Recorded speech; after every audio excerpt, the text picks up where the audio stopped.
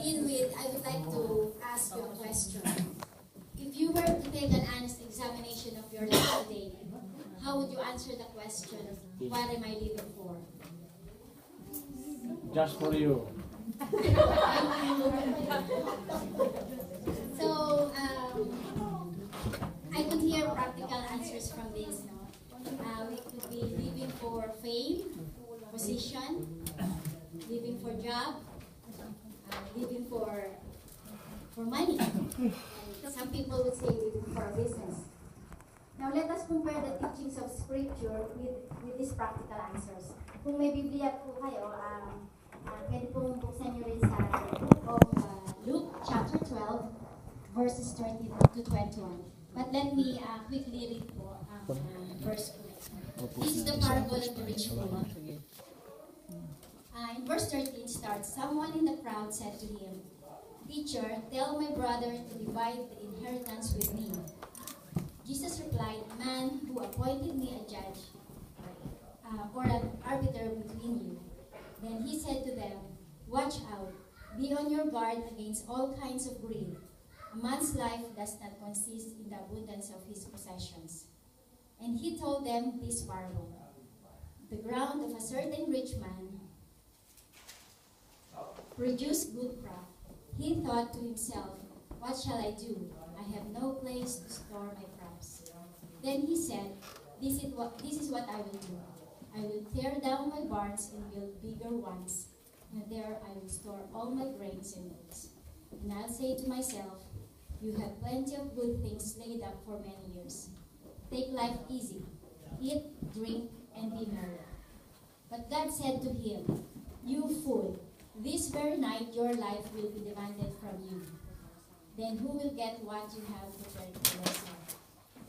This is how it will be with anyone who stores up things for himself, but is not rich towards God. Amen. There's a practical problem this passage begins with. Ano po ba yan?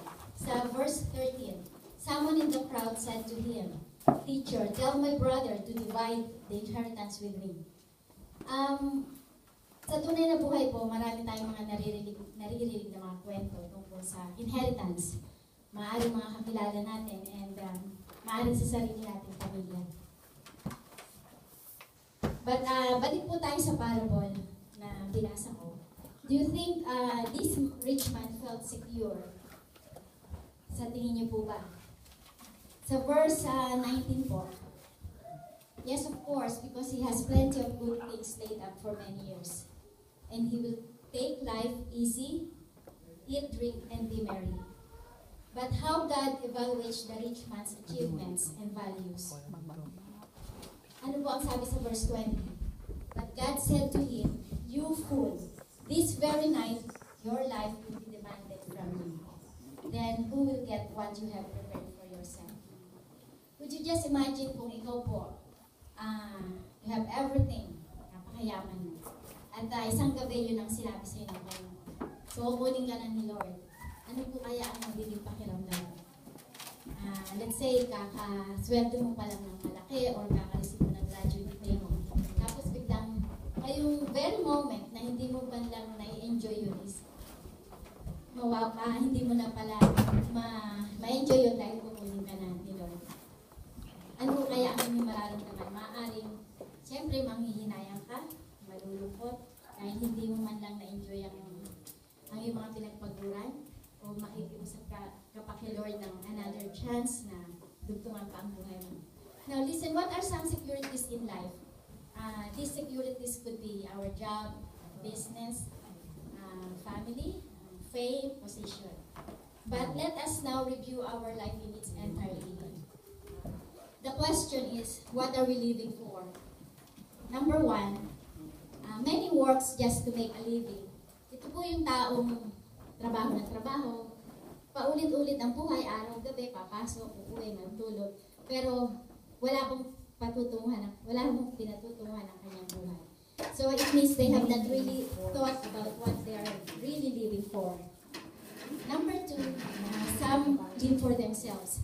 Ito naman po yung mga taong they accumulate money, position, fame for their own employment, for their own enjoyment.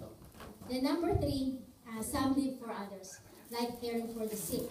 And some people provide means of livelihood for the poor without helping people actually to find God.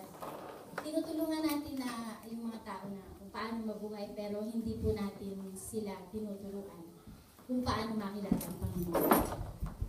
Actually, their intention is good, but their efforts cannot bring real peace and joy. Because what brings real peace and joy sa ating mga tao is a right relationship with God. Then number 4 is some live for God and people. I think ito po yung dapat na maging reason natin to live for. They love God with all their heart, soul, and mind, and love for others as themselves. Now, let us discuss the reason for riches. Actually, wala pong masamang maging mayaman. Sino ba hindi gusto maging mayaman? Siyempre, masarap po talagang maging mayaman, but the problem is our reason, the reason to accumulate wealth. Dahil po dito sa verse po, makikita po natin sa aking text, sa verses 17 to 19. It's very obvious na itong rich fool man is basically living only for himself. Makikita po natin dito ang word na I, me, and mine. So, he accumulates his wealth just simply for himself and thinking that possessions are all that matter. What are the key principles Jesus laid down in this verse? Number 1 is verse 15. Ano po ang sinabi rito na ating Panginoon? He said to them, "Watch out, be on your guard against all kinds of greed. A man's life does not consist in the abundance of his possessions." Napaka-simple lang po nito ipaliwanag. And dito po sa first word niya lang na watch out. So hindi po tayo nabubuhay lang sa material things. Number 2, yung verse 21 po, this is how it will be with anyone who stores up things for himself but is not rich towards God. Ang lahat po ay mauuwi sa wala once God demanded your life. Remember, to be rich towards God po is not storing up things for yourself. Now, what am I living for? Are you living for God? How can I live for God? First, just follow the first and great commandments. How can you live for God? Matthew 22:37. Love your God with all your heart, with all your soul, and with all your mind. But living for God involves something. This is loving people like yourselves. Ito naman po yung makikita natin sa Matthew 22 verse 13, which is love your neighbor as yourself. Now, if you love people like yourselves, it means that we are helping them to meet their physical, emotional, and spiritual needs, which is the most important. When we help people know God personally, they can experience real peace, love, and joy. To summarize this topic, it deals basically with the reality that money, pleasure, things are worthless. What we need is to discover our purpose in God. At present, ang success po ng tao ay sa nakikita ko, parang nasusukat ng isa sa dami ng possession mo. But, yan ang nagiging dahilan kung bakit po na-overpower ang priority natin to please God in reality. So, may we as modern Christians be found and called rich toward God rather than be called as rich fools. So, to end this up po, when you meditate tonight, just ask yourself, what am I living for?